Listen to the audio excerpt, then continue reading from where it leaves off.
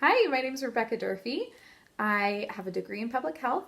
I have worked in disaster planning, and I've been teaching this class for about 9 years now.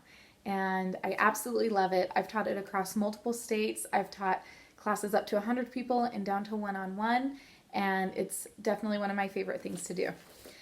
First off, I have the binder itself. Here, it on the spine just says emergency binder. And then I have a red binder, and that's because I have a bunch of other binders in my house, but none of them are red. And so I just really like this because it stands out and it says emergency to me. Also, it's a heavy duty binder. Next, on the very front, I have a family evacuation plan, and you'll get a digital download for this.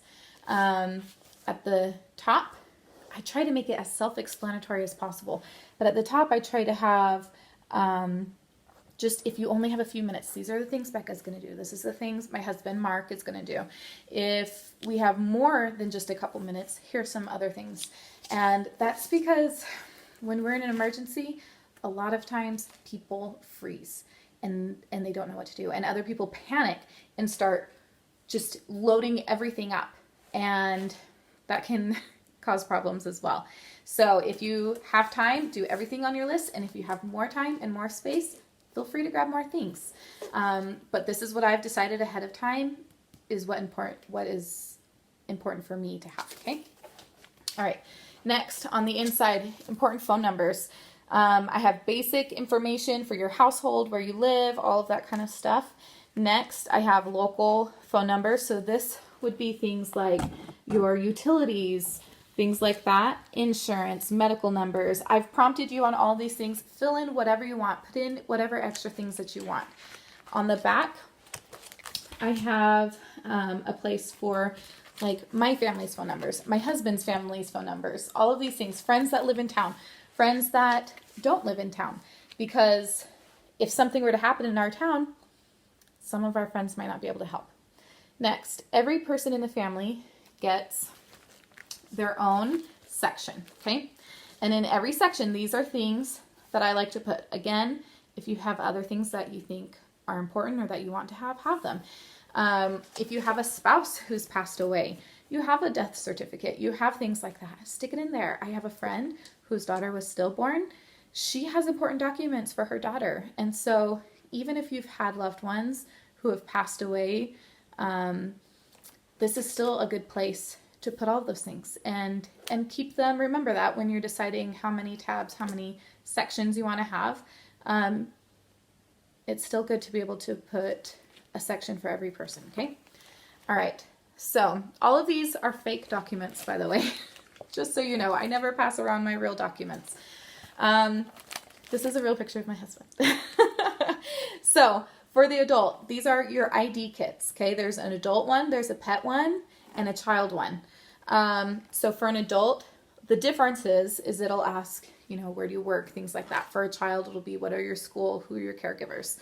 A place to do fingerprinting, a place to put a picture, and I update my pictures every year, and I keep the old ones there, okay?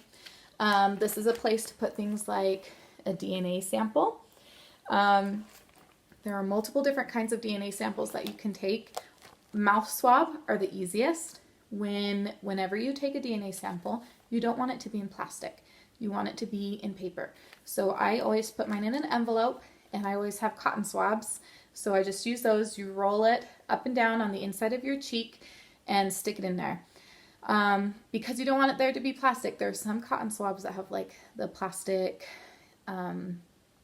tube that's in the center. So try to make sure that you get one that's either wood or has paper. Also on the DNA, I label it DNA sample. I put name, birth date, the type of sample that it is, and the date that it was taken. Also, if you want, you can do hair samples.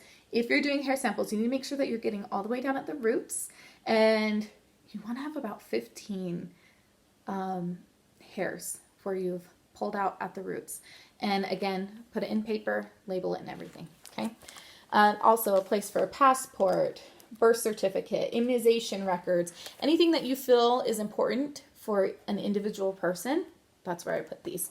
You can also do things like blessing or baptism certificates. You know, you don't have to. It's not something that is going to make or break, you know, your binder.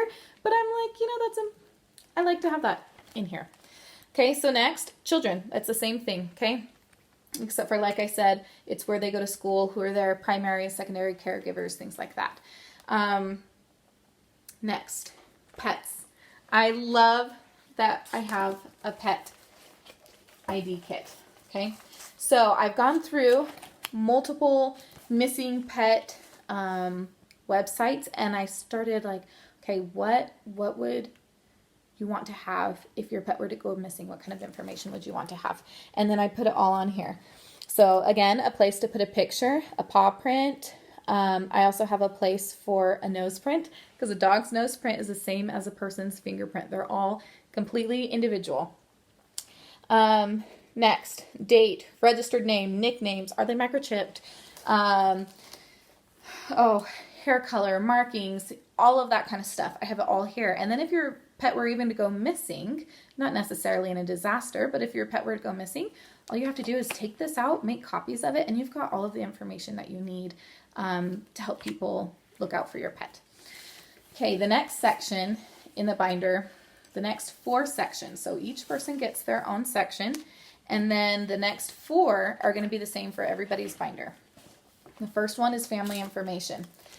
This is where I put our family picture. So every time I do a Christmas card, I just put one of my Christmas cards in here.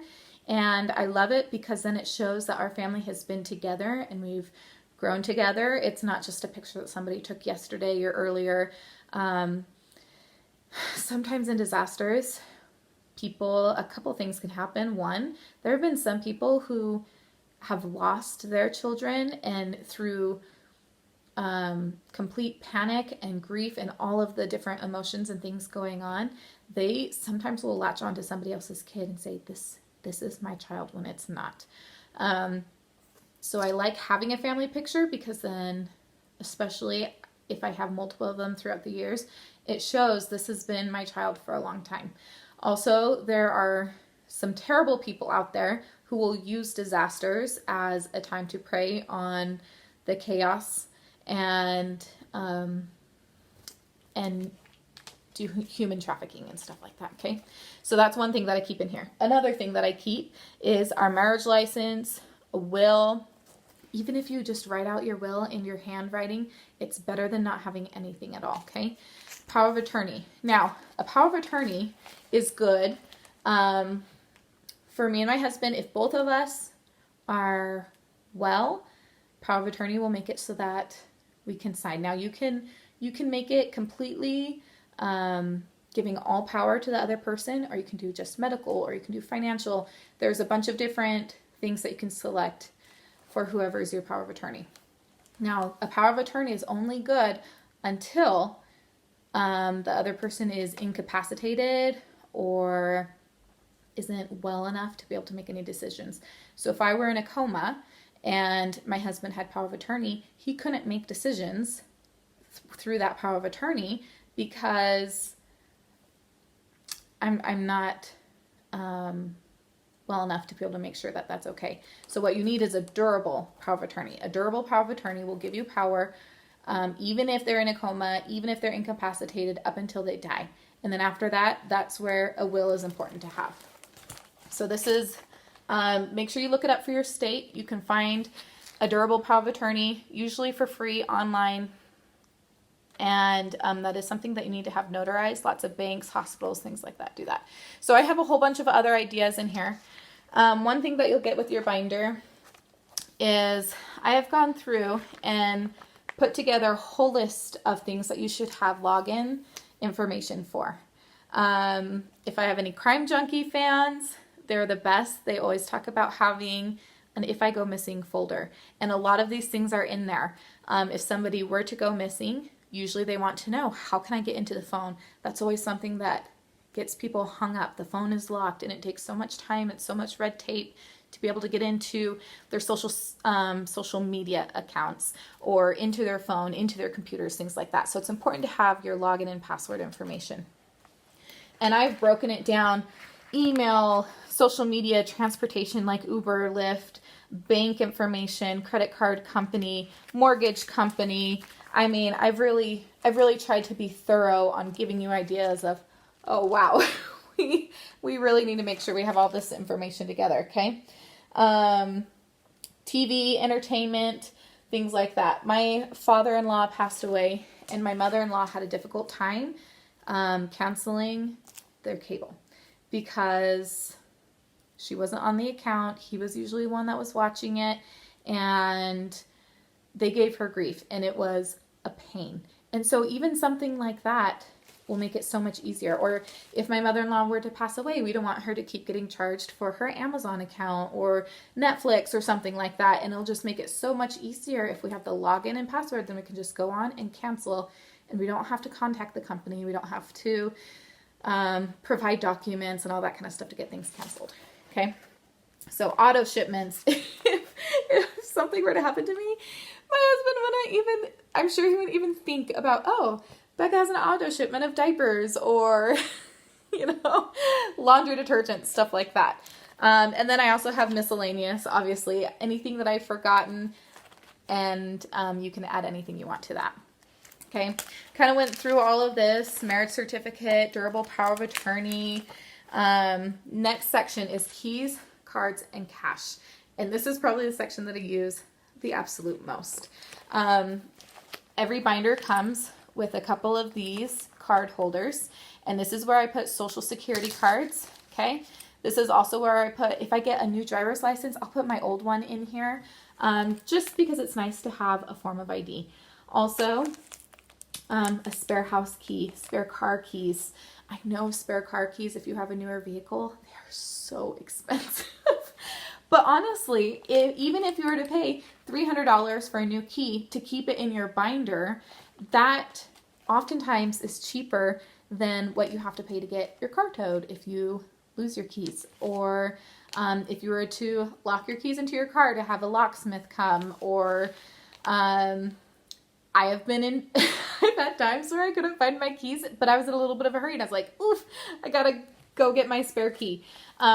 Even if you don't want to get a full-on key, spare key, even just having one, a lot of times you can go to Home Depot and places like that and get a copy of the key made that will open the doors. It won't start the ignition a lot of times, but if you did lock your keys in the car and you need to get into your car, a lot of times you can get those keys for cheaper. Next, I have a zipper pouch here, and this is for cash. It's important to have cash on hand.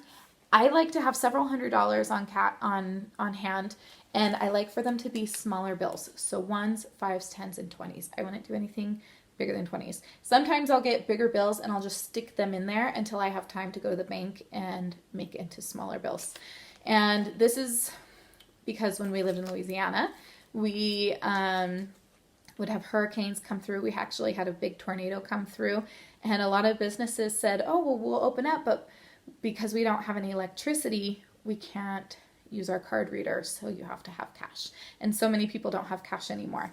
One of the things that I like to say is, if I had to go to my furthest family, which for me is Austin, Texas, so that's like a 16-hour drive or so, how much money would I need for gas, for food, if I had to stay the night somewhere, if, I'd like to have enough money to be able to get to somewhere significantly further from where I live if I had to evacuate or go somewhere. Also, something about the cash. Make sure you look into your home insurance or renter's insurance, because a lot of times your insurance will only cover up to a certain amount of cash.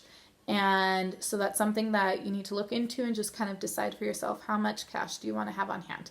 It is really great, especially when it's baseball season or swim lessons. I'm always coming in and rating my cash. But then whenever I sell something on Facebook Marketplace or somebody pays me in cash, I usually also stick it back in here to replenish my stash. The next section is titles and insurance. This one's pretty self-explanatory. I love having a place where I can have all the titles for our vehicles,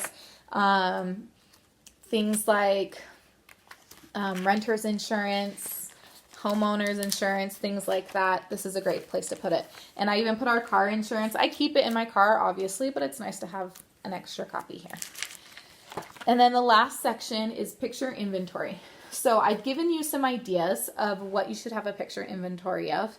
And I just kind of said, anything over $200, what would it be worth going through the hassle of talking to insurance and trying to get money back for if we were to have a fire or something like that. And so I said anything over $200, but obviously anything that you think is significant. I like to have a zipper pouch. So every binder has a zipper pouch, and it's heavy duty enough that it can handle putting a bunch of pictures in. And I always take a picture of the item itself. Okay, so I've got a picture of like my KitchenAid mixer, and then a close-up of the serial number and things like that.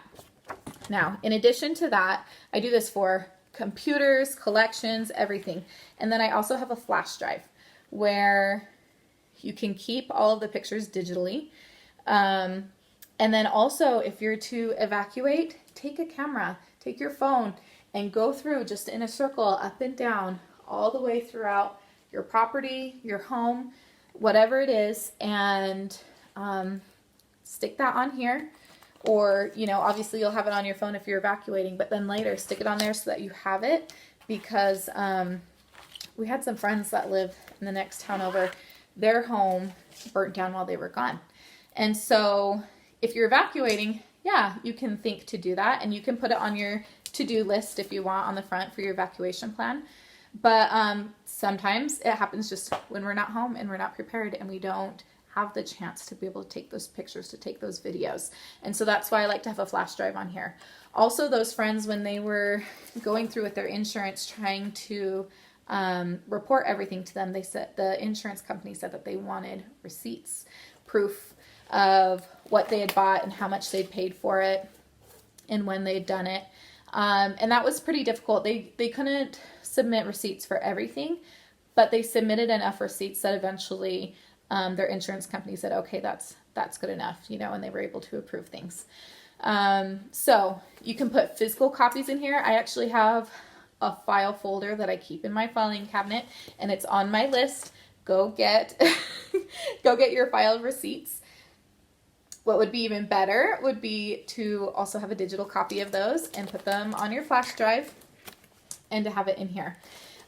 You can also stick receipts in here. Nice thing too nowadays, we buy a lot of things online, so my washer and dryer, things like that, I bought them from Home Depot, so I can go online to Home Depot and print out a receipt. So that's nice, but it's even better to be able to have everything all together. I really hope that you go through and really think about these things and collect everything together. The binder doesn't do you any good unless you fill it up, unless you put things in it. It can be so overwhelming trying to get everything together and trying to remember what you're supposed to do and what you're supposed to have put together and ready to go. And so I've tried to think out the easiest way and put every step and everything in there that you could need to help you along with this process of getting everything organized and put together. I have a friend of mine, her mother passed away and they wanted to sell her car, but they couldn't find the title to her mom's car anywhere. And it took them over 6 months to find it. And not only was it a long time and they weren't able to sell it, but it was emotionally exhausting. So sorting through everything of her mom's stuff to try to find this title. And so it's helpful now for me when I have to provide stuff to my kid's school and I can just open it up to my son's name and get out his immunization records and his birth certificate, and I've got it all right there. And it's also helpful if something were to happen, then it makes it easier for our loved ones to know, okay, this is what their wishes were, this is where everything is, and just make it as easy for them as possible. So I absolutely love it. I love teaching people about it. I think it's so important. And I really think it brings a lot of peace of mind. I know that when we had the hurricane in Louisiana, military came in and they brought us water. They brought us tarps for our homes. People are so willing to donate hygiene kits and food and clothes and blankets and things that you need. But these are the things that are harder to be able to put together. These are things that are expensive. Just one birth certificate costs $25 in my state anyway to replace. A lady that I spoke to the other day, she said it cost her $50 to get a replacement for her daughter's marriage license. Her daughter lost her marriage license and it was so expensive. And to have to be able to replace all of these things, it adds up fast and it's a pain. And a lot of times you need one document in order to get another. And if you've lost all of your documents, then that's really hard to do. So that's another thing. Sometimes fires and things happen to our homes when we're not there.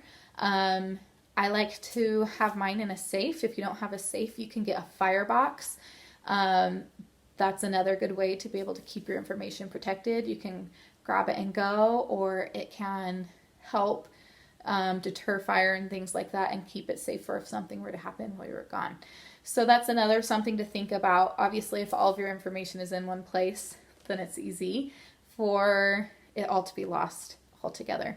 So try to make sure that you find a good, secure place to keep it, and if you can, to put it in a safe or a firebox or something like that. So anyways, please let me know if you have any questions. I'll send you my contact information, or if you have anything that I share. If you think of anything that I've missed that we should have, let me know. And like I said, in each of these sections, I'll have a paper that prompts you on things that you should put in it and why, and just to help you along with the process. And sometimes it's just easiest to say, okay, every Sunday I'm going to put 5 things in my binder, or today I'm taking pictures. Today I'm going to print pictures. Today I'm going to fingerprint my family. And just take it a step at a time, and it'll help you be able to get through it easier and be able to get everything put together in your binder.